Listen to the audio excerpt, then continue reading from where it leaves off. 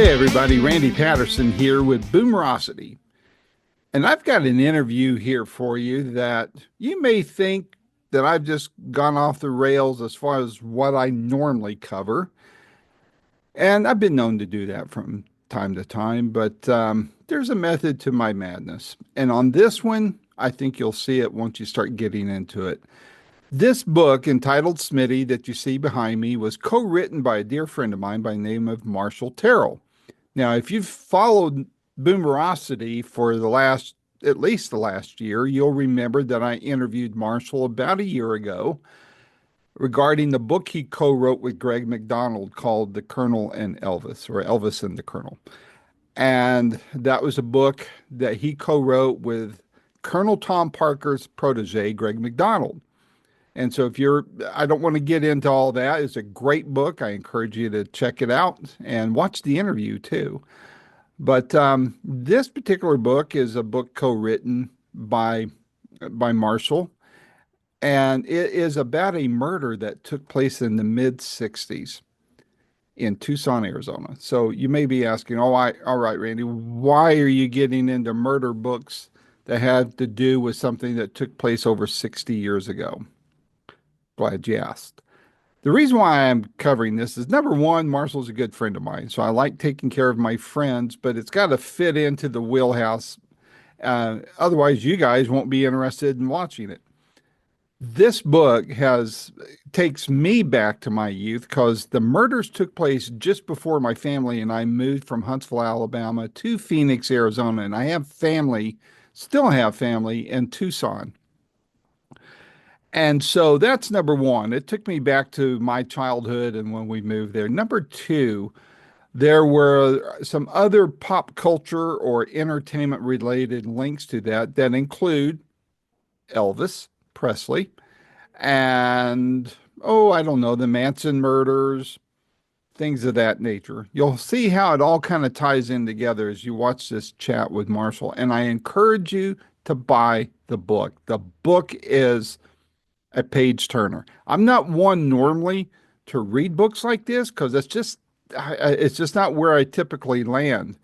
But the reason why I agreed to read it is because, again, my friend Marshall. Number two, the book is incredibly interesting. Very, very interesting. There's ties to James Dean, the Mafia, Elvis, Janis Joplin, on and on. You'll want to read this book. So without any further ado, here is my second interview with my good friend Marshall Terrill. And if you would hit like, subscribe, and share it with your friends, okay? It won't cost you anything and it helps us out a lot. Until next time, this is Randy Patterson with Boomerocity. Take care. Good morning, my friend. How you doing? Oh, I'm way down there. Let me, how's this? Is this framed okay? I think it's about as close to perfect as you can get for two Good. good-looking guys like us. I mean, what can we say, right? So, That's well, funny. hey, man, it's been a while. In fact, it was been since your last book about Colonel Parker. Which, by Wow. the way, how did that do for you? Oh, it did really well. It sold like 50,000 copies.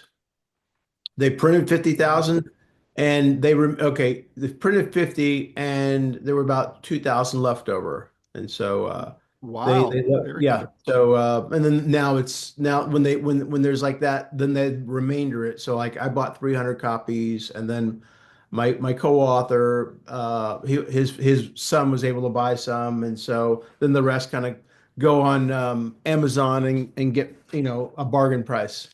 Yeah, So yeah. they'll sell out of them eventually.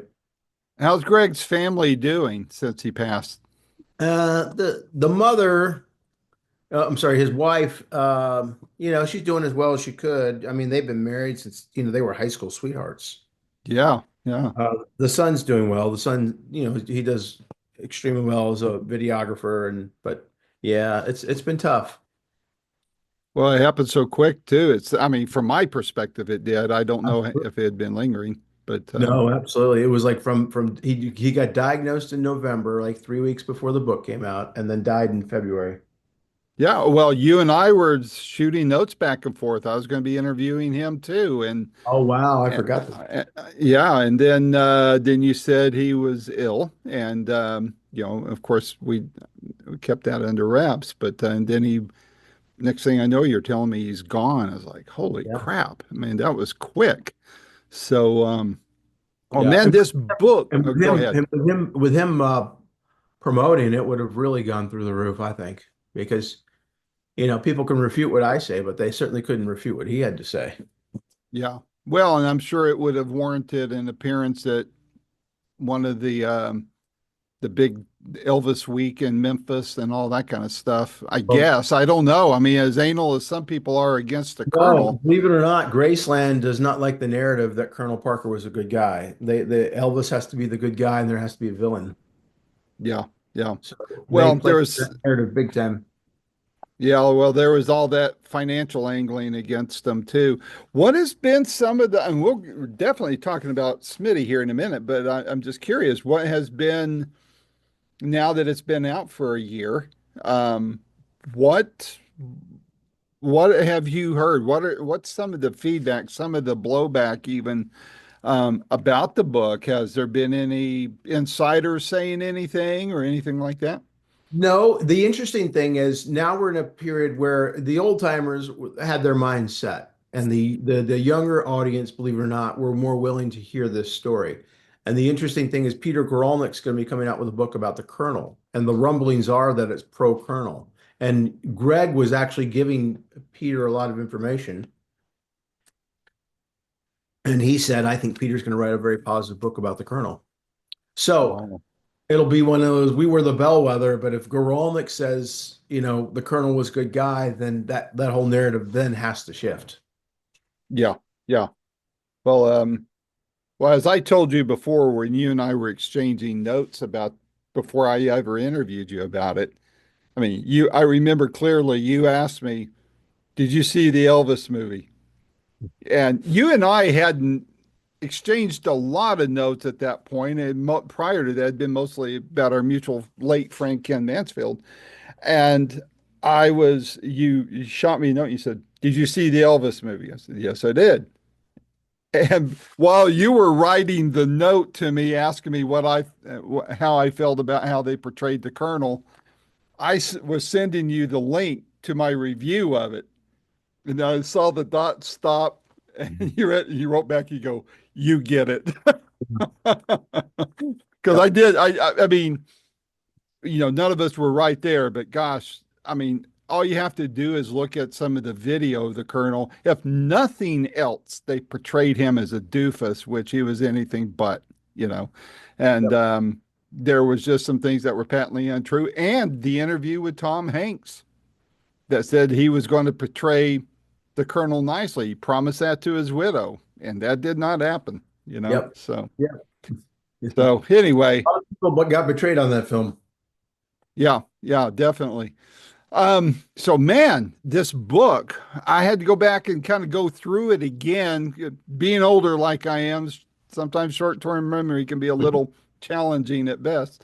But so I was going back through it all, leading up to this interview. And for me, Marshall, I got to tell you what my interest in is in this because you know me, I write about entertainment mostly. So this is typically a book out that would be outside my wheelhouse, right? But to me, it pulled me in indirectly. I mean, all the references about pop culture then, Smitty's affinity for Elvis as well as Diane's. Some of the characters that were in there that had ties to artists. And for me, as a kid growing up in Phoenix, and as you know, I'm here in East Tennessee now, so reading the book, man, I could smell the dust. I could feel the moisture of the swamp coolers. Yeah.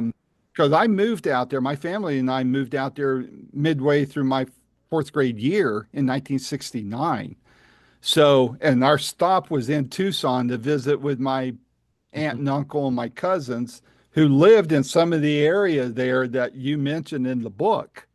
And so to me, that took me back then. Then, of course, I had to remember the Bulls bombing and all the trials around that and the organized crime and all that kind of thing. And I didn't tell you this before. Another thing that was a big outcrop from the 60s and 70s for me personally is there was, I don't know if you recall, there was the big deal about the William Wayne McCumber murder trial. He was accused of killing a couple out in the desert in the greater No, I don't Phoenix remember area. that one. You Google that sometime, but I will. William Wayne his, McCumber. Okay. yeah, I went to his parents went to my little church that I went to at the time in Phoenix. And we heard a lot of the inside stories about all that. And I went to one of his hearings as a kid, and then I sent him some books for Christmas one time. Then I lost contact with him. He's dead now. I don't want to ruin the surprise for you. It's a sad ending, Okay. but check out his story sometime. Not that you'll ever want to do another You never crime know. book. You never know. I'm thinking of doing a bio of Schmitty, like a full on, because we've got we did this documentary. We it's not finished, but we interviewed well over 40 people. So it would be more of a 360 perspective of Smitty. And any book like that's going to give you a different look, and you have different interactions. On this, you've got one point of view. Yeah. So to that point, how did this book come about for you? How did you and Diane Schmid get together on this? What tell people what that was all about. And Well, let me go back into the whole backstory real quick. So I had first heard about Schmid. I want to say in the early 2000s, I had started a friendship with a gentleman by the name of John Gilmore, and yeah, you read his name in the book. Gilmore was a great author, but he was also an actor back in the 50s. And I first met him when I was doing my book on Steve McQueen. okay. And he and McQueen did not get along. And when we started talking, he's like, "I'm not going to give you anything good about McQueen." I said, "Look, when you do a book, you've got to do the good, the bad, and the ugly. Whatever you want to give me, that's what I'm going to write about." So um, I met him, and then I started like, "Oh, you've written books," and then so he started telling me about Schmid. So there was nothing more than just a like, "Oh, well, that's interesting," kind of feeling on my part, but at least a seed was planted, and that was in the early 2000s. And so, about 2022, me and two of my coworkers decided to form a documentary company, and we wrote down 20 ideas of the best documentaries that we could do with the Southwest. And Schmid immediately rose to the top. And the reason why is Wow. because that murder, it wasn't to do a story about a serial killer. That murder changed the innocence of Tucson. And so Yeah. it was more than just, a guy killing three teenage girls. It was, these were crimes that shocked the nation to the point where Life magazine decided to write a 16-page article, which they had never done. They'd never done true crime before. And so this was big enough to warrant a big piece in that. And then, of course, Time, Newsweek, they all came to cover this trial. So as we were doing this documentary, word just kind of gets out. So Schmitty's wife, widow, Diane, I happened to just email his sister or her sister. And the sister then told Diane and said, "Yeah, this guy's legit." So then Diane reached out to me and said she'd like to be a part of the documentary, which shocked me. And I said, "Well, okay, we'll put you in silhouette. You don't have to worry about." She's like, "Why would I do that? I'm proud of being Schmitty's wife and his widow." And I was like, "Oh, okay, interesting. I got to get you on camera." So we developed this text relationship, and then we did the interview, and she was just really honest, because usually, with when you hear about serial killers' widows, they all say, "Well, I didn't know, I had no clue," and that was the case here. So I wanted to know the story from her perspective, but as we were doing after we were done doing that interview, I said, "Diane, this is a book." I said, are you interested in doing a book with me?" She said, "Absolutely, I would." She goes, "I want to get my side of the story out there." So that's what happened. That's how this collaboration came together. Wow. I I mean, as I alluded to a minute ago, I mean, the book is so well written. Like I said, having grown up in Arizona, I could, the book took me back to the dust and the swamp coolers, right? And so I commend you both Thank for that collaborative effort. It's very excellently done. Um, you mentioned Gilmore. I'm going to jump all over the place, man. There's normally I like to go in a nice, methodical, linear fashion, but my mind just goes all over with this book. Maybe I'm ADHD, I don't know. But you mentioned Gilmore, and again, this book hooked me because of the pop culture, the entertainment of the time. And I mean, Gilmore is no slouch. You mentioned he was a former actor. He knew James Dean. He knew Marilyn Monroe. He knew Dennis Hopper. He knew Janis Joplin. I mean, he had me at James Dean. So Well, I in mean, addition to that, he wrote a book about the Black Dahlia, and he would get phone calls once a year on the anniversary from this guy that he thought was the Black Dahlia's killer. And the interesting thing is that the Black Dahlia story has been told so many times and has been what's the word I want to use? Bastardized. But if they were ever to tell Gilmore's story, that would be the one, to me, that would be like, okay, that's the story. But yeah, Gilmore was the kind of guy that, and again, keep in mind, this was in the early, yeah, early to mid 60s and 70s. When he would write a book, he would actually move to the location. So he did a book wow. on Bonnie and Clyde, and he moved to Texas for a couple of years just to write that story. And I get it. I wouldn't do it because I like my personal comfort. In this particular case, the story was in Tucson, and which is 2 hours away, and I could go there. But Gilmore would go there and live and talk to the locals and get embedded in that community. And again, Mhm. this was during the time when you were a writer, you were living off of your checks and existing, whereas I can work now and I can do writing also on the side.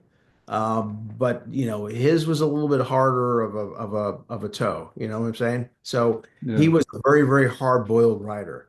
And so I was lucky to have that friendship and his confidence. But yeah, Gilmore was definitely a key figure in the story too. Is he still alive? No, he passed away, I believe, in 2017. Oh, wow. I didn't realize he wrote. I mean, I'm a Bonnie and Clyde nut, right? I've been to Bonnie's grave. I've been to the ambush site. I mean, when I saw the Warren Beatty movie when I was in third grade, that kind of warped me at that point. Right? Yes. So I'm going to have to see if I can find his book on Bonnie and Clyde. Um, One thing I found a correlation, I'm sure you did too, but I didn't see it mentioned in the book, was, well, I'm getting ahead of myself. I don't want to ruin the book. I want people to buy it and enjoy reading it, but maybe give a little synopsis for people who aren't familiar about this story, what this story is about. Because if I share it, I might say too much more than you want me to, and I don't want to ruin sales. So you share what this book is about. Well, I mean, I'll just tell a little bit of the story, and that is Charles Schmid was uh, a champion high school gymnast, and but he was about 5'4", very slight, maybe 120 pounds, small guy who as he got older, wanted to draw more and more attention to himself. So, for example, he had his hair slicked back in a pompadour like Elvis. He wore Mhm. pancake makeup. He painted a mole on his face, which would get bigger and bigger. He put a bandage on his nose because he was telling people that he had a Harley Davidson and he got in an accident and broke his nose. And then he put toothpaste on his lips. So he appeared a little freakish for the time, but he had no problem attracting women. There was just Mhm. something off and different about him. But he would do a lot of these outrageous things and draw attention to himself. But then it kind of hit a dark point where he decided, I feel like I want to kill somebody today. And so he tended to befriend people that were kind of cast outs in school. But because he was the cool guy in school, right? He had the great car. Um, he he had money in his pocket because his parents ran a nursing home and they gave him an allowance of a stipend, I should say, of $300 a month. A And lot of so money back then. a lot of money back then, and he had his own house. They had two homes, and they let him have one. He was adopted, so the mother overcompensated and gave him everything. So he felt like he could do anything that he wanted. So when he got to his, after he left high school, and he a week before graduation, he stole something out of the shop class, and he got caught.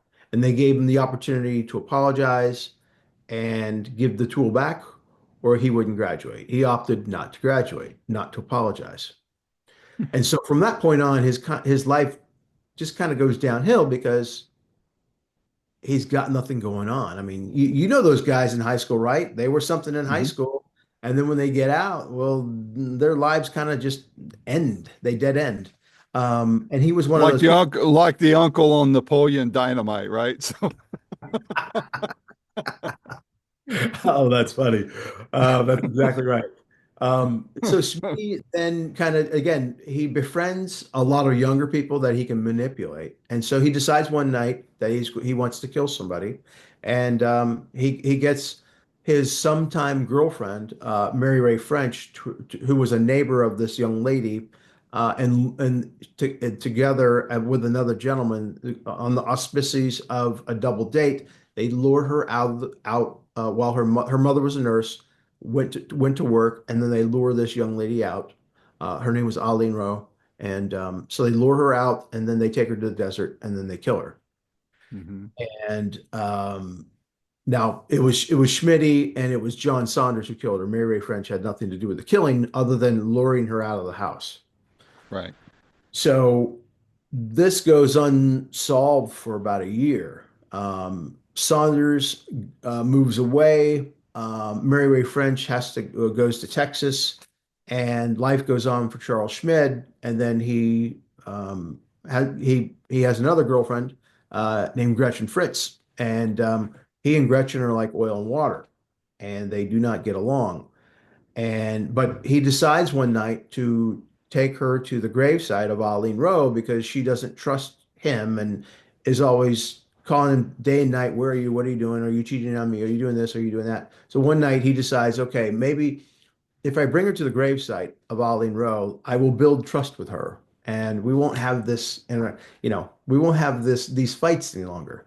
Well, Gretchen decides that she's going to use this against him, and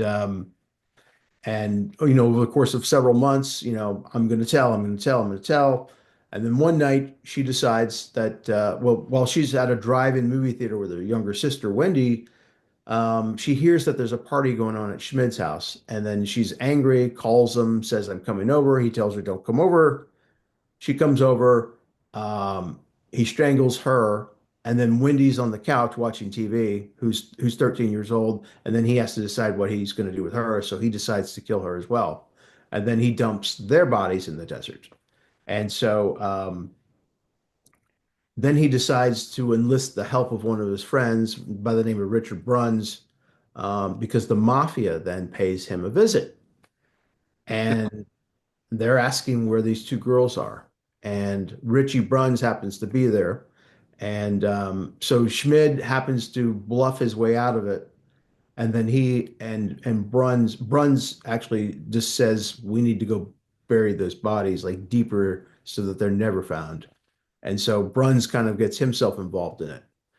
Um, and then the mafia actually takes these two guys to San Diego, where they where Schmid tells these guys that that's where he saw Gretchen last. And so anyway, they're trying to find these girls, and the reason why they're trying to find these girls is the Fritz daughters. The Fritz girls are the daughter of James Fritz, who is a very, very prominent heart surgeon, and he's the Mhm. heart surgeon for a mafioso by the name of Joseph Bonanno.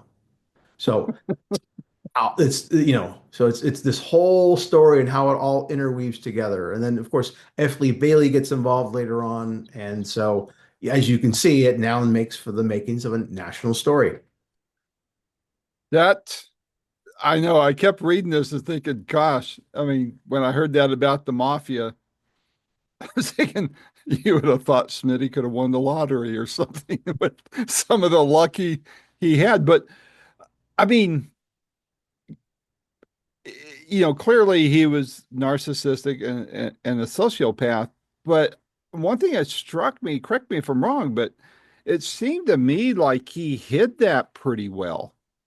Right. And that this whole murder thing was probably, if you keep Gretchen and Wendy out of the picture, that it may have been I mean, I'm not minimalizing this. I'm just, you know, stepping back, taking emotions out of it because I'm a father of a daughter and I can think only but by the grace of God, right? So, but it sounds like everything would have been copacetic to a point if all he did was, kill Ali and no one else. I mean, I don't think Gretchen would have happened. I don't think, or her sister, but, it just seems like he was able to contain, and it really wasn't so much a double life. I mean, he was pretty linear in from what I gather. Do you agree? Yeah. As a matter of fact, my editor and I were trying to come up with a name with him for him, a nickname, and she came up with something that was that was pretty apropos. She called him a blasé butcher. He killed, didn't really think about getting caught, went on with his life, and expected loyalty from others. And they say the thing about sociopaths and psychopaths is that they have darkness in their lives, but they also have that light that covers up that darkness. So they are Yeah. able to move around in society okay. And you're right. Who knows if he hadn't killed Wendy and Gretchen, if Eileen's case would have ever been solved. Or if he would have killed again. I mean, he experienced it once. It's almost kind of like, meh, you know, he wrestled with guilt. So I would say he was probably a low level sociopath to a certain extent. I mean, it seems like, Right. Right. yeah. He felt like he was able to move on with his life. Even when he was behind bars, if you recall, he received a letter from a former music teacher who said she could hook him up with a RCA. recording executive. And he was dreaming of becoming this rock star. And so that to me, that says a lot about, a guy that he's behind bars for three murders, and he's thinking, "Hey, man, one day I'm going to get out of here." So I don't know if he's the eternal optimist or if he's just fooling himself. One similarity, and this is what I started saying earlier before I asked you to just, tell people about the book. I mean, what is it about mass killers or serial killers and wanting to be a rock star? I mean, you had the same thing with Manson, Smitty. I mean, Smitty thought he was going to be the next Elvis, Yeah. from your perspective, from all the research you've done, what correlations besides that do you see? What do you think the common thread is there that gives these people this, how do they go from the adoration of being a rock star to killing somebody, killing a bunch of people, you know? Well, my next book is on Jay Sebring, and he was a Manson victim. And we wrote a chapter about cults in California and how they start off as one thing and then they end up being here. So, for example, the Manson family, they really started off as a crime syndicate. And if you ever watched that movie, The Source Family, about Mhm. Jim Baker, they started off as a vegetarian restaurant, and then somehow they find themselves as a cult. So there's always that the intention is to start off one way, and then they end up another. So, Schmitty and Manson, they had dreams of becoming a rock star, but then their lives evolved and changed, and then they became these killers. That's the only correlation I can really draw. Yeah. Was there, did Diane show you any of his work as far as Yes. music and stuff? What was your take on it? Not music, artwork that he did in prison. For example, he made a leather wallet. And you'll have a picture of that. As Yeah, long he did this tin artwork of the Last Supper, which was that's extraordinary. And beautiful. Yeah. yeah, and she still has that. But no, there we don't have any recordings. As a matter of fact, we don't even have any recordings of his voice. Um, when the trial took place, they did not allow cameras in the courtroom. And so any reporting that was done, and remember, this is, the trial took place in 66. So the only recording that was ever done was a radio station that interviewed him right before the trial. And I've been trying to locate that. And that was supposedly in Gilmore's uh, papers at a college. And I wanted access to that. They still haven't been able to locate it. But Wow. but I asked Diane, I said, what did his voice sound like? I said, what celebrity can you attribute his voice? She goes, he sounded like Nicolas Cage. Wow. Two steps removed from Elvis. Yeah, exactly. Exactly. That's the same And thing. did she mean that as a compliment? No, she just stated it as fact. Ah, okay. I just asked her, what does his voice sound like? I said, because I'm trying to locate that tape. She said, well, because we were thinking maybe for the documentary, we'd try to use that tape and use AI to try and have him narrate some of the story. And so that's why I Wow. said that, hey, what did his voice sound like? She said, yeah, Nicolas Cage. Okay, interesting. Very interesting.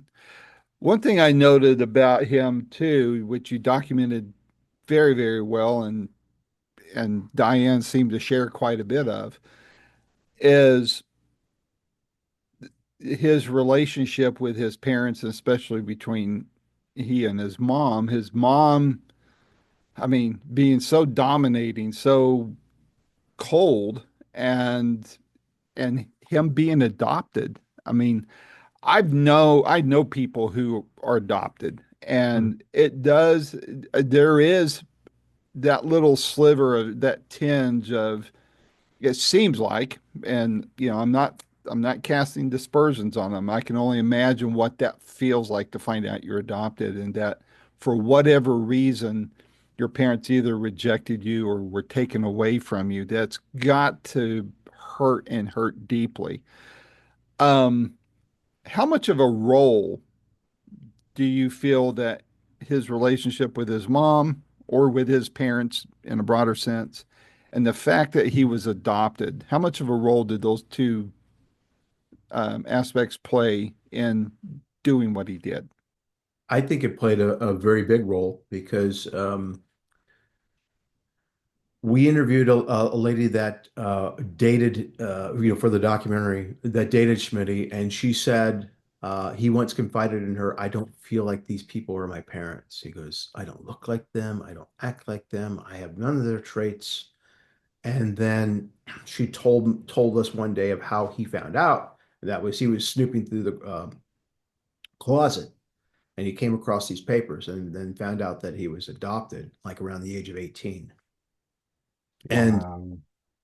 this was a little bit after the graduation, so you can see where that mental slide started taking place when he was 18, and but he commits these murders at 22. But the physical appearance he starts changing, starts hanging around different people, starts doing weird stuff, and so I believe that haunted him. And then another friend told us that he actually went to go visit his birth mother, and she opened the door and said, I didn't want you when you were born, and I certainly don't want you as an adult." And Oh slammed the door in his man. face. Do So you think that's true? I believe that's true. Yeah. Because he did seem to make up some stories from what it sounded like. Told, kind of even Diane kind of said that how he would kind of twist the narrative a little bit to suit his needs. Sure. Sure. But So, when you study people, sometimes you just gather this sixth sense of this is kind of a lie. This is this might be Hmm. true. This, that one hurt. That one cut to the core. So you could kind of piece where that happened. Unfortunately, his adoption is sealed. So, but he had told Diane that his name was Angel Rodriguez and his mother was Hispanic. I don't Hmm. know if that's true or not, but his adoption papers are sealed even to this day. So Really? I'm gonna try. Wow. I'm gonna try and get that unsealed. See who his real mother was, because there's So been that pretty wild rumors who his mother was. I can imagine. A Manson girlfriend, who knows? Um, what? So if one thing that came to mind, if his mother was Hispanic, of course, no mention of who his father would have been, Right. but why would he have dyed his hair black if he had Hispanic origins? That question Right. kind of popped up in my mind as I was reading the book. It Right. seems kind of counterintuitive, don't you think? Yes, because Diane said that his hair was kind of naturally reddish brown, and that he would actually Hmm. just like Elvis. You can see in that picture there, he kind of looks like Elvis in the early '60s. Yeah, On the yeah. cover there. Yeah, so he's got the little Elvis pompadour, but like, yeah, from like Viva Las Vegas. But yes, his natural hair color was like a reddish brown, and he dyed it for whatever reasons. In the book, Diane shares what his missive about what took place on all three murders. And, I thought it was fairly straightforward. I thought he left some room there, casting some shade away from him that puts him in a little bit better light. Not that you can Right. ever justify three murders, but what was your take on that whole thing that he wrote? Oh, I absolutely believe it, and I think there's a line there where she says, and I believe that he might have minimized his crimes, which I believe he did. But what you're referring to is 4 years after his, 3 years after his death, uh, he had this correspondence with a journalist by the name of oh gosh, I had it at my tongue. Anyway, with I think the Arizona Daily Star, Ken Burton was his name, and over the years, Ken had been trying to get Schmitty to admit or tell his side of the story, and so Schmitty said, "I'm not going to have you write it, but I'll write the story, and then you put it out or you edit it as you see fit." So this story actually came out 3 years after Schmitty was killed in prison. And but basically Schmitty finally admitted to what he had done, but of course minimizing, alcohol was involved. I was drunk. Saunders hit her over the head with a rock, but I just helped bury the body. But what he did was it was kind of contributory. From what I understand, Saunders hit her over the head with a rock. She wasn't quite dead, and then Schmitty choked her and killed her. And then they both buried her. But in his story, Saunders killed her with a rock, and he was just being a good guy, protecting his friend. And then he does admit to killing Gretchen, but again, it was she got me angry, she got me mad, and then he with Wendy, he said, uh, "Oh, I know what he said. He said with both of the girls, he drank so much he blacked out, and when he woke up, both were dead." Yeah. So it's obvious to me that he minimized what he had done, but at least he admitted that he was responsible for their deaths. Well, So he even was saying that they were high or something, didn't he? I believe he had yes inferred that. Yeah. So Well, and on the first murder, he implied that um well, he said that what now I there's so many names floating around. Wasn't it Paul Ginn that on for the first one? Didn't he wasn't there I seem to recall that there was something about, Paul was basically saying he didn't rape her or something like that. So there must have been some sexual activity taking yep, place before The young lady was murdered. Is that Yeah, correct? it was Saunders, not Paul Ginn, but Paul Ginn Oh, plays a Saunders. Yeah. role in it. Yeah, but he was saying Saunders raped her and then hit her over the head with a rock, and then they buried her. So yes, that was on Saunders, who is still alive, by the way, and he was given a life sentence, but he got out in 1990, so he's out there somewhere. Um, Wow. all all all of Schmid's accomplices are still alive. Mary Ray French is out there somewhere. Richard Bruns, who I actually talked to on the phone, is still alive. But I Wow. want to make it clear he didn't have anything to do with their murders. Of course But not. he was the one who turned them in. Um, and uh, and then the person who killed Schmid is out there somewhere. Wow. Now, Bruns, interesting character. Um, I mean, there are times where because of what was documented about his behavior, I mean, I could see where it would very easily been him that did Gretchen and Wendy, and kind of almost like a I don't know, almost like a jealousy thing over and a protectiveness he had towards Smitty and how Gretchen was acting towards Right. um, and about Smitty. What are your thoughts on that? Well, again, I really don't think he had anything to do with their murders. He was a juvenile delinquent who committed these crimes. He did help Schmitty bury their bodies, but they were already dead. Yeah, yeah, And of course, later on, he then came to the police and admitted his role in this, and then of course that helped lead to Schmitty's conviction. But he was more into the juvenile delinquent stuff. He had a record for breaking into cars, I think, breaking into homes, hmm um, just all sorts of stuff that he was a troubled guy. He later became actually a very respectable teacher, and retired as a teacher. But I'll be darned. so some people they do stuff in their youth that's stupid, and they mature and they grow older. And I think that's what happened with Bruns. Um, but some of these other people, I'm not so sure how they ended up, but they seem to be a little bit more hardcore. Yeah. Well, Diane seems to still hold some very hard feelings towards Paul Ginn, if I'm pronouncing his last name correctly. Right. Explain that dynamic there. Well, Paul Ginn was a childhood friend of Schmidt's. And when Paul, I think, was 15, he and another buddy, not Schmid, went out in the woods or they ran away from home and they lived out in the woods for a couple of days. And then they started getting hungry and starving, and they decide that they're going to rob somebody because they have their shotguns. And again, keep in mind these guys are only 14 and 15.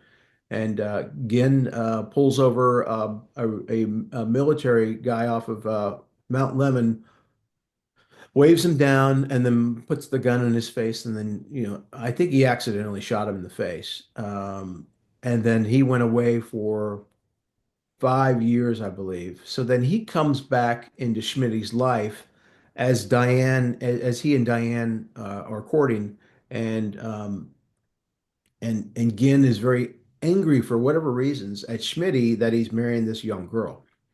And then he and Schmitty have a falling out.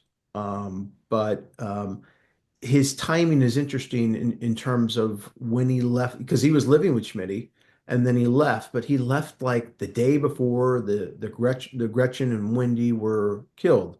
And then as I went through the police and FBI files, the FBI had a fingerprint of him on Gretchen's car. So even though he was never um, tried for anything, he was brought back to town for the trial, but he claimed that the sheriff threatened him and said, "You're going to testify against Schmidt, and if you don't, I'm going to bring you up on charges because I got your fingerprint on the car." So his role is an interesting one. I mean, this is all, as you can tell, a very convoluted story, and it kind of Yeah. takes years to understand all the intricacies and the details. Because as I was studying and researching this, it's like, man, doesn't make sense. what finally made sense to me, how I made sense of it was I have a subscription to newspapers.com.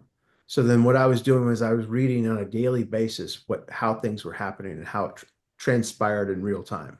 So that's how, because there were a couple of books that were written before and they were, and God bless these writers in the 60s and 70s. They didn't have any technology.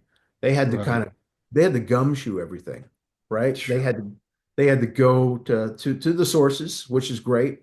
But for them to kind of piece the story together is tough. So Yeah. you read these old books, it was kind of like a mishmash of timelines and getting it right. But when I was able to make notes from newspapers.com, I was like, okay, here this is how it all laid out. And so that's how we were able to lay out the story. But I laid out the story through Diane's eyes as it unfolded through her because that was kind of a different storytelling method to use. Yeah. But as a reader, and no emotional ties to anyone in the story except yours and mine friendship, I kind of take it that after all these decades, I mean, he still has a little bit of a hold on her. Is that a fair assessment? Oh, absolutely. I mean, again, when she confessed that she's still in love with him, it's shocking. But what I try to tell people is you have to understand this was her first love, right? We all carry a torch for our first love, you know? Hmm. And so when that name is mentioned, it's always with, great reverence or great love or great affection. And, and you have to also understand her personal situation. She was 15 at the time, I think, that they met. And, she had a very rough upbringing in terms of just very, very poverty stricken. She Hmm. was the second oldest daughter. The first daughter um, got married like at 16. And then all the family responsibilities sort of fell on Diane. She was changing diapers, cleaning the house, looking after her younger siblings, and then Smitty comes along and absolutely sweeps her up off her feet. And he's courting her with the guitar and Elvis love songs, and they're driving around all day and cruising, and it's just every day's a vacation. And then Yeah. when they get married, they have their own home and they immediately set up house. And money is kind of no object. They don't have to do anything. They can just wake up every morning, not have to go to work, and so they're newlyweds and everything's so fresh. So she had what I call 17 days of bliss. And then of course on that 17th day, Schmitty gets hauled off in handcuffs by the police. But it's like he Oh. was yanked out of her life and it was unresolved. So I can see why she would have those unresolved feelings towards him. Well, and that's not an unusual thing because I found not a mass murderer, but a dead rock star where Patricia Keneally Morrison, I mean, she had a brief encounter with, Jim Morrison. They do the wedding of the hand fasting ceremony as portrayed in the movie. And right up until the day she died, I mean, she's saying they were husband and wife. And I mean, she never remarried. She never moved out of that apartment that they were married in. And I mean, it stayed with her until her last breath. And there's just something about people. Again, there's that whole rock star tie in there too, but it just blows my mind. And in the case of Diane, I found myself kind of waffling along with her as I'm reading her words and that, on one hand, this is horrible.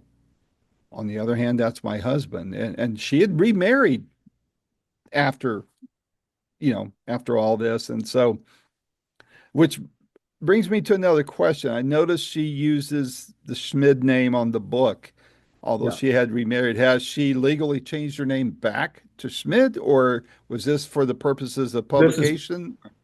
purposes of the publication. She has a totally different name, and um, we don't identify where she lives because she wants to have some sort of semblance of anonymity. But yeah, Yep. it was simply for the purposes of the book. But again, she did. I think she subsequently married three or four times after the fact. Mm, And her second husband, sadly, was in a car accident, I saw that. Yeah.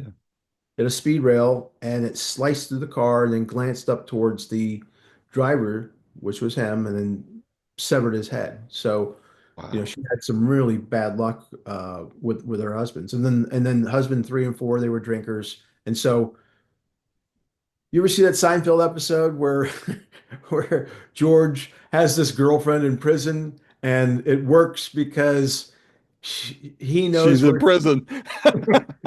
Well, that's kind of how this relationship worked. Schmitty was always there. He was always going to love her.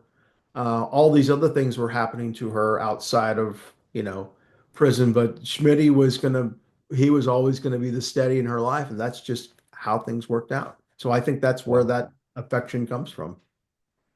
Where now the book's not out yet, right? It's in the process of Correct, March 1st. right. Of those who have read the book, and thank you for trusting me with the book, um, of those others who have read the book, what kind of feedback are you getting so far? That it's an unusual book, which is fine by me. I mean, uh, I think that people weren't they're not ready to hear, that a serial killer's wife hasn't moved on. But I didn't want to be a PR guy and say, oh, I think this is what you should do. This is how this should play out. I wanted to capture her as she felt things. And so it's a strange and unusual story, and it doesn't have a neat ending. But I'm one of those guys that likes those films of the 60s and the 70s. I don't like neat and tidy endings because this doesn't have one. I mean, she's lived in the shadows for 60 years, and she's had some anger towards what happened to her because she basically was run out of Tucson. And then of course she had the succession of husbands that didn't work out. And so people wanted a neat and tidy story, and I don't think they're going to get it with this one. No, clearly, I mean, it's a page turner. I mean, even when I revisited the book, I found myself like drilling into it. And I was like, no, I need to I need to keep going here so I could get my questions together. There was one line that he wrote in a letter to Diane that I thought was, without giving him any glory, I just thought it was a very poignant line that he wrote. He said, when he realized that, you know, after the first trial, he was going to be sentenced to death, he wrote in the letter, he goes, well, maybe they have guitars in heaven. It's I like remember that line. that that's that was just like, okay, that rock star dream still kind of hanging on there. If there's rock stars in heaven, you know. But Yeah.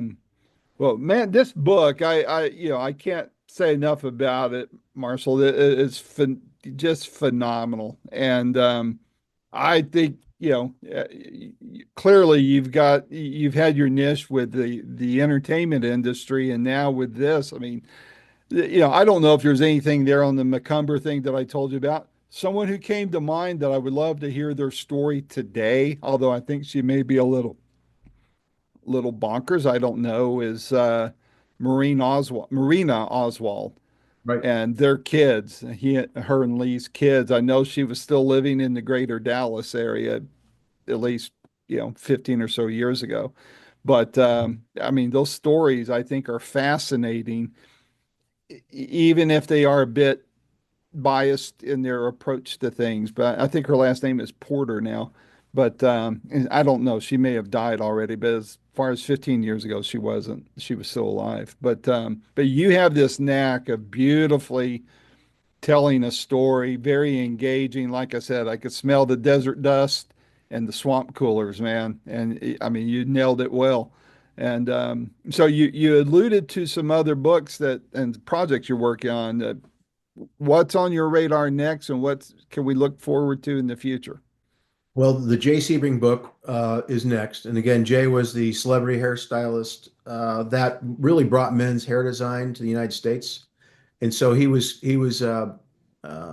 was killed by the Manson family trying to defend Sharon Tate. And Mm. so I co-wrote this book with Anthony DiMaria, who was Jay Sebring's nephew, and so that allowed the family perspective to come in of Jay and give us his background, where he came from, how he built up his business, how he really revolutionized men's hair. It is now a $30 billion a year industry, and Jay was the guy that invented that. He was way before Vidal Sassoon.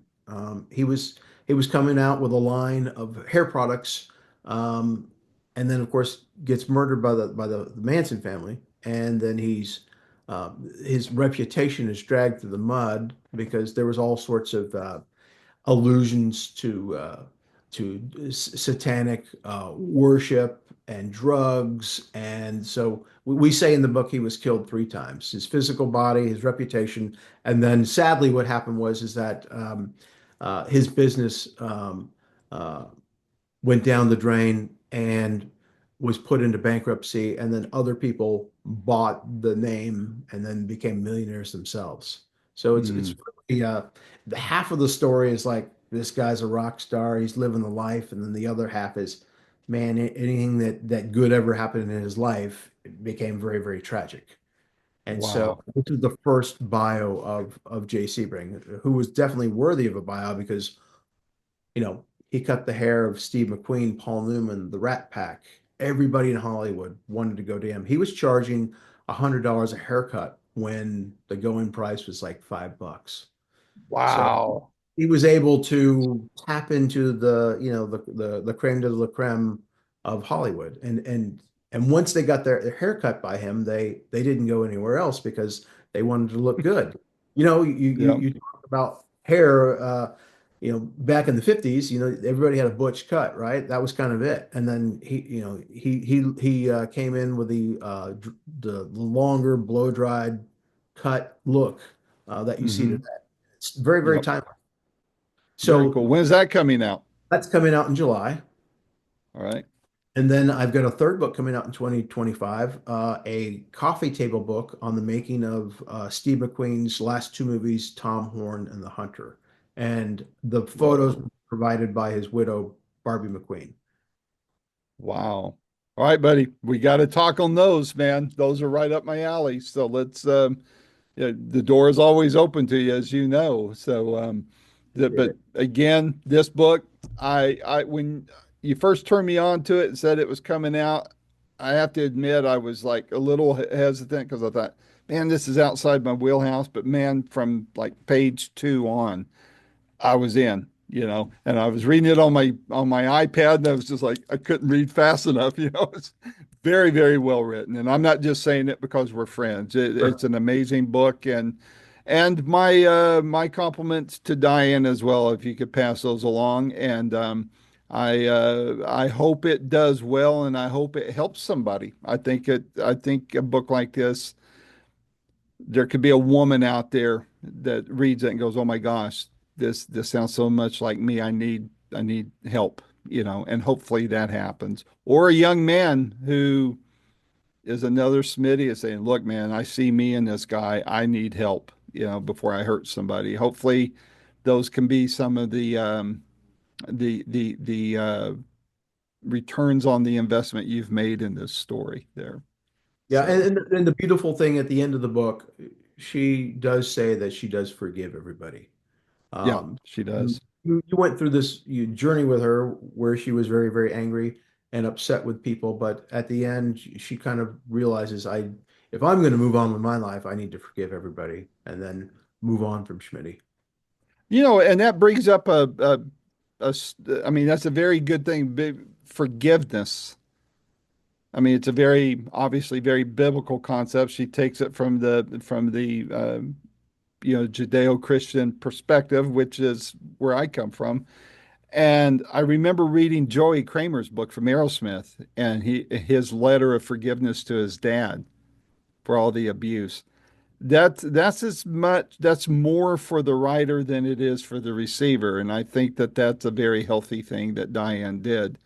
And obviously I think there's an energy that flows from that to the people that she's granting that forgiveness to. And so I think that's great. I hope in some way that the rest of her days can somehow be much brighter. And maybe this book is releasing that for her in a Absolutely. way that would be, she's certainly been through several lifetimes of hell. And I wouldn't wish that on my worst enemy. And she certainly doesn't sound like she deserved that. So And on a happy note, she has 5 children, and they've all gone on to do wonderful things. She's very proud of them. She's a very, very happy grandmother. She dotes on her grandkids. So there is good. happiness in her life. Good, good. I'm glad to hear that. I really am. Well, buddy, I will let you know when this thing is posting, probably in the next week or so, maybe even as soon as next week. Is that too soon for you, or you prefer it closer That's to the fine. You'll release? be the first. Okay, I will try to get that done this weekend, and then it'll post on Wednesday. And in the meantime, if you got anything else going on that you like to share, my door is always open to you, man. Appreciate it. I'll send you the Sebring manuscript as soon as we get off. All right, sounds good, man. I want a signed copy of this one for my Oh, you got collection. it. I'll get Diane to sign it as well. Oh, that would be phenomenal. I would love that. I'd love that. So, all right, my friend, we'll talk soon. Take care. Okay, bye. All right, bye-bye. Bye-bye. This has been another stellar episode of Boomerocity with your host, producer, and friend, Randy Patterson. The theme music is Roll the Dice by our good friend Quentin Hope, and all rights reserved and used by permission, of course. Post-production is done by Cardinal Sins Productions. The Boomerocity name, logo, and content is copyright protected, so all segments may only be used with written consent by Boomerocity and/or its assignees. You should direct your inquiries to input@boomerocity.com, and the copyright is 2025.